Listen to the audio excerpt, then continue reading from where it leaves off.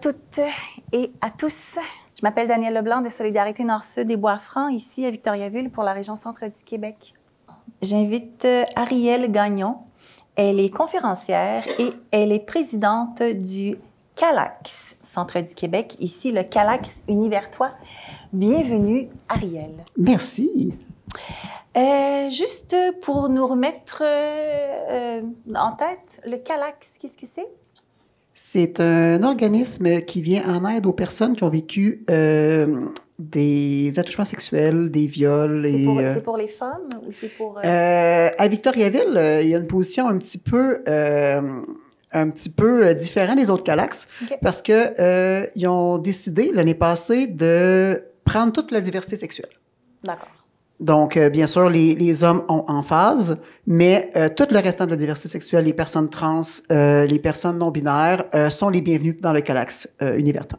Donc, c'est un organisme régional ici, oui, qui se trouve à Victoriaville. Tu fais des conférences qui s'appellent « Changeons le monde, une personne à la fois ». Exactement. Mais encore, qu'est-ce que c'est que cette conférence? C'est une conférence qui est quand même, je ratisse relativement large. Je parle de mon vécu en tant que femme trans, mais le vécu aussi de d'autres femmes trans que j'ai eues en rencontre individuelle, qui m'ont autorisé, bien sûr, à parler en leur nom. Je parle aussi de tout ce qui est hormonothérapie, difficultés là au niveau, pour la plupart, là, au niveau de l'emploi, dans plein de sphères.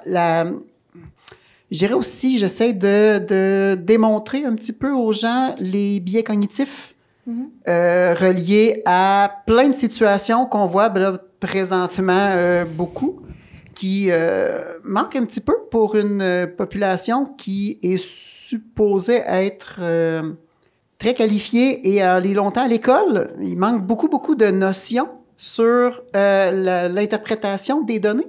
Donc, j'essaie de donner ça aussi aux jeunes, de pouvoir voir plus loin que ce qu'on voit de base, parce que des fois, c'est facile de démontrer une chose et que quand on regarde l'ensemble, que ce soit complètement différent. Oui. C'est quoi la réalité d'une femme trans dans notre région ici au centre du Québec? Je parlerai pas pour moi parce que ma réalité est différente. J'ai eu la chance, et c'est ce qui fait qu'aujourd'hui, je parle, c'est que j'ai eu la chance de ne pas avoir de difficultés générales dans soit ma transition ou mon acceptation sociale. Par contre, je me fais la voix de celles qui vivent des difficultés et qui n'ont pas nécessairement l'envie d'être au devant de la scène parce que il y a des difficultés X, Y, Z et des fois ça demande énormément de courage d'être capable d'en parler. C'est pas toutes les femmes trans qui ont envie aussi d'avoir la haine qu'il y a lorsqu'on parle de ce sujet-là encore plus aujourd'hui. Il y a beaucoup de haine. Beaucoup. Les gens ont peur, les gens ont des incompréhensions, les gens gardent en mentalité, généralement, ce qu'ils ont appris au primaire. Mais, Arielle, je comprends pas. Ça concerne pas personne d'autre que la personne qui le vit? Je veux dire, ça nous enlève rien du tout? Non, effectivement, ça enlève rien à la personne, mais ça fait sortir les bobos ça fait sortir les bobos de certaines personnes. Des bobos ou des doutes? Beaucoup de bobos. Beaucoup de petits bobos internes que des fois les gens ne se rendent pas compte. Qu'est-ce que tu veux dire? Faut savoir que quand on parle d'homophobie, de transphobie, c'est énormément relié à de la misogynie. Donc, c'est vraiment, quand on parle que le féminisme, on entend beaucoup parler des féministes plus qui veulent exclure les femmes trans du mouvement féminisme, c'est une grave erreur. Le fait que les femmes trans soient dans le féminisme amène une autre vision, amène selon moi, un second souffle aussi à ce combat-là. Puis, c'est important d'avoir ces voix-là parce que les humains ont tendance à s'habituer à ce qu'on vit, à s'habituer à notre quotidien. Puis, des fois, on oublie que et c'est bien c'est que le combat n'est pas nécessairement terminé. Il reste encore des choses à faire, même si on a atteint une certaine stabilité ou un certain bien-être. Il y a donc des préjugés. On essaie, avec cette conférence-là, j'imagine, de défaire les mythes. Oui. De défaire les biais cognitifs, des biais inconscients. Par définition, les gens ne savent pas qu'ils les ont parce qu'ils n'en sont pas conscients. Exactement. Comment tu fais? J'aime mettre les gens en face de leurs propres problèmes. Okay. Donc, souvent, j'ai une personne là, que je vais spotter dans ma conférence, là, puis malheureusement, cette personne-là, elle passe au cash. Ouais, c'est malheureux, mais faut qu'il y ait un exemple. Et cette personne-là, en fin de compte, quand il y a une personne qui pense une chose, il y a souvent plein de gens qui vont penser la même chose. Donc, c'est de mettre les gens, devant des faits. Parce que la majorité des gens, là, on a entendu beaucoup parler avec les derniers Jeux olympiques, les femmes trans dans le sport. Il y a énormément de désinformation. Et malheureusement, même la désinformation vient de directement dans nos télés, des personnes qui sont supposées aller voir et aller chercher la bonne information avant de la donner au public. Et ça, je trouve ça vraiment dommage parce que l'opinion, malheureusement, a pris beaucoup trop de place dans la société qu'on vit aujourd'hui. Chaque gens ont leurs opinions et malheureusement, l'opinion de quelqu'un qui connaît l'information devrait primer sur l'opinion de quelqu'un qui ne connaît pas l'information. Je pense qu'il y a un truc qui fait peur aux gens, qui fait peur aux parents, c'est quand ils ont des adolescentes et des adolescents qui, tout à coup, commencent à se poser des questions. Pourtant, les questions, c'est la base de l'humanité. et bon, ces gens-là ont peur, ils sont inquiets, ils ne savent pas trop comment agir. Ariel, qu'est-ce qu'on fait? Comment on intervient? Comment on accompagne une jeune fille, un jeune garçon qui se pose des questions et qui se dit, peut-être que moi, je ne suis pas exactement née dans le bon corps et je voudrais améliorer comment moi je me sens. Parce qu'on va se le dire, là, il y a des jeunes qui ne veulent plus vivre parce qu'ils ne se sentent pas bien dans leur corps. Et ça, c'est extrêmement dramatique de leur couper ça tout de suite, ce que Donald Trump est en train de faire. Exactement. Je veux dire, on n'est pas rendu à se faire opérer, là. On est rendu à réfléchir. Comment on accompagne une adolescente, un adolescent qui se pose des questions? Il faut savoir une chose, c'est que là, on entend beaucoup, et ça, c'est une désinformation incroyable. Il n'y a aucun jeune au Québec qui se fait opérer avant 18 ans. Bon. Aucun. C'est réglé. Sauf des enfants qui se font exciser.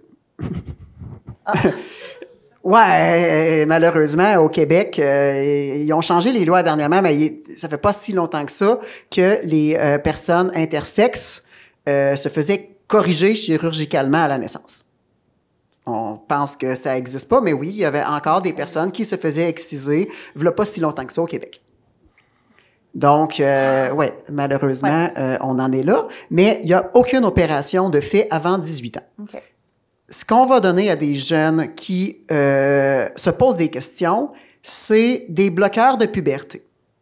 Bloqueur de puberté, selon les dernières études, n'a pas de conséquences sur le développement d'un enfant et un coup, la prise arrêtée, si l'enfant décide de ne pas faire de transition, si le jeune ne fait pas de transition, les effets s'estompent et la production d'hormones ou la production des développements sexuels primaires et secondaires continue de faire leur travail. Il faut savoir que les bloqueurs servent principalement à éviter des problèmes. Les femmes trans, pendant la puberté, la voix mue, le bloqueur de puberté va aller empêcher la barbe de pousser, va aller empêcher la voix de muer, va aller empêcher le développement des épaules qui va pouvoir causer des problèmes dans le futur. Même principe pour les hommes trans, le bloqueur de puberté va l'empêcher la pousse des seins. Donc, une opération de moins. Donc, il y a des avantages à aller chercher, à aller avoir quand même ces trucs-là dans l'optique où il n'y aura pas de problème de développement dans le futur. Le parent qui entend son enfant, faut savoir que dans notre mentalité, on a quand même, autant dans l'orientation sexuelle, là, il y a des phrases, des fois, que les parents disent, sans s'en rendre compte, qui va aller fermer le canal de discussion entre les parents et l'enfant. Dont la super phrase, qu'on dit aux jeunes, mettons qu'on prend un petit garçon, lui, il va en faire tomber des petites filles. Ah oui. Le message que ça envoie de base, c'est « mon enfant va être hétérosexuel ». Et un enfant, tout ce qu'il veut dans la vie, c'est que son parent l'accepte, c'est d'être aimé de ses parents. Cette phrase-là, qui de base est anodine, va aller plus tard, dans certaines situations, aller fermer les canaux de discussion. L'enfant n'aura pas tendance à en parler à ses parents. Pour les enfants qui ont la chance de pouvoir en parler à leurs parents, ce que le parent doit faire, c'est bien sûr l'écouter et d'aller chercher la bonne information. Parce que l'information est primordiale dans cette situation-là. Donc, les parents ont besoin d'accompagner leurs enfants et je pense qu'il y a des parents qui ont besoin d'être accompagnés. Oui, les enfants qui sont accompagnés de leurs parents pendant leur transition diminuent drastiquement leur risque de tentative de suicide.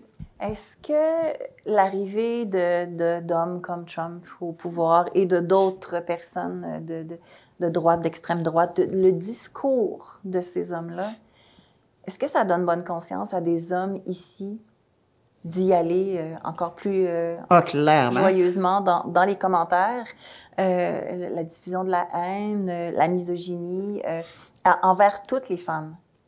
Il n'y a pas juste eu Trump, il y a eu le principe que aussi tous les réseaux sociaux l'ont suivi. Donc avant, il y avait quand même une vérification des faits, avant il y avait quand même un certain contrôle de ce qui pouvait être dit. Puis c'est sûr que on joue dans des concepts quand même de j'ai le droit de dire on peut dire ce qu'on veut, mais en même temps, on peut pas vraiment dire ce qu'on veut. Parce qu'on vit quand même en société, puis on peut pas s'amuser à dire n'importe quoi sur n'importe qui de n'importe quelle façon.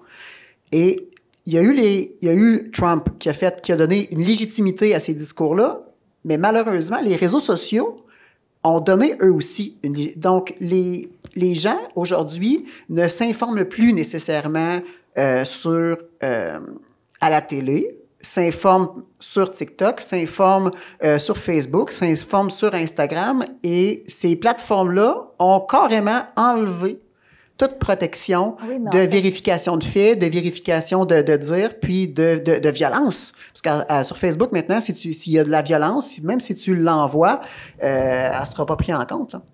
Ouais.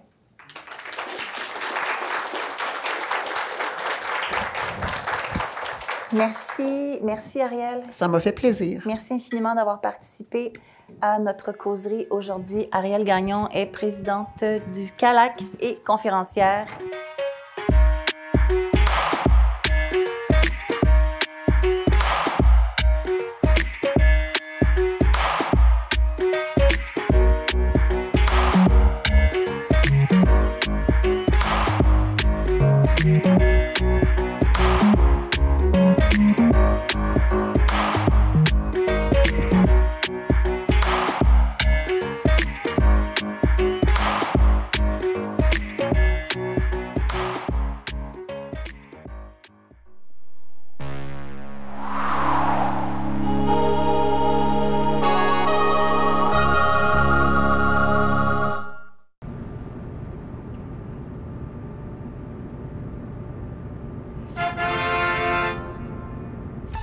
Mardi soir, 19h. Plus de 1500 $ à gagner. Télébingo, rien d'autre.